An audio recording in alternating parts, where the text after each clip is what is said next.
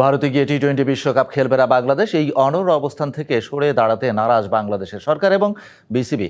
শেষ পর্যন্ত বিশ্বকাপে না খেললে সাময়িক বহিষ্কার থেকে শুরু করে আইসিসির উপর প্রভাব হারানো এবং একই সাথে আর্থিকভাবে ক্ষতির সম্মুখীন হওয়ার সামনে দাঁড়িয়ে বাংলাদেশের ক্রিকেট। ভারতে গিয়ে বিশ্বকাপ খেলবে না বাংলাদেশ, এই অবস্থানে অনড় বাংলাদেশ ক্রিকেট বোর্ড। এতে সাময়িকভাবে বাংলাদেশ নতি স্বীকার না করলেও দীর্ঘমেয়াদে একাধিক ক্ষতির সম্মুখীন হওয়ার সামনে দাঁড়িয়ে বাংলাদেশের ক্রিকেট। বিশ্বকাপে না খেললে আর্থিকভাবে বাংলাদেশ ক্রিকেট সম্মুখীন হবে বড় ক্ষতির। তবে আইসিসির লভ্যাংশ 2027 সাল পর্যন্ত ঠিকঠাকই পাবে বাংলাদেশ, দাবি বিসিবির। কিন্তু আগামী বিশ্বকাপ কেন্দ্রিক অর্থপ্রাপ্তির দরজা বন্ধ হয়ে যাবে, তাতে কোনো সন্দেহ নেই। ক্রিকেটারদের ম্যাচ ফি থেকে শুরু করে দলের স্পন্সর অর্থের অঙ্কও হয়ে যাবে সংকুচিত। এরই মধ্যে রীতিমতো ঘোষণা দিয়ে বিভিন্ন ভারতীয় ব্র্যান্ড বাংলাদেশি ক্রিকেটারদের সাথে বাতিল করেছে স্পন্সর চুক্তি। একই সাথে বাংলাদেশ বিশ্বকাপ খেলতে না গেলে আন্তর্জাতিক স্পন্সরদের একটি বড় অংশও মুখ ফিরিয়ে নিতে পারে।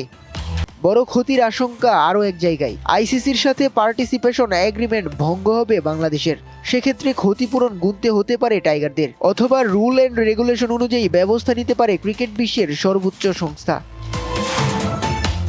বিসিবির বর্তমান অবস্থান যেন চোখে আঙুল দিয়ে দেখিয়ে দিচ্ছে ক্রিকেট কূটনীতিতে কতটা পিছিয়ে বাংলাদেশ।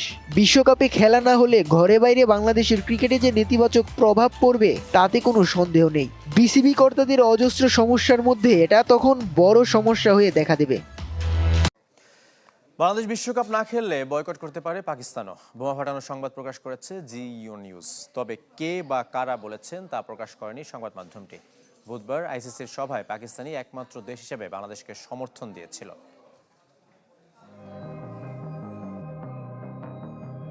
বাংলাদেশের সমর্থনে পাকিস্তানের বিশ্বকাপ প্রস্তুতি স্থগিতের খবর দিয়ে আলোড়ন তুলেছিল জিও নিউজ।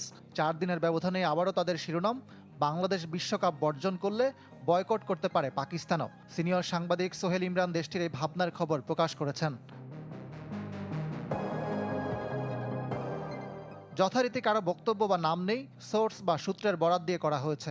তবে পিসিবির সিদ্ধান্তে এখন আর আটকে নেই তা, দেশটির সরকার ও বাংলাদেশের সাথে সম্পর্কই যেখানে প্রাধান্য পেয়েছে।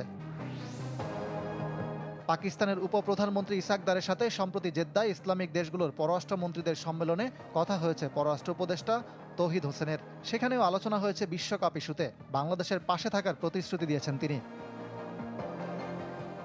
বুধবার আইসিসির বোর্ড সভায় বাংলাদেশের পক্ষে যে একটি দেশ ছিল সেটি পাকিস্তান। 14-2 ভোটে হেরে গেলেও বন্ধুত্বের প্রমাণ মিলেছে সেখানে।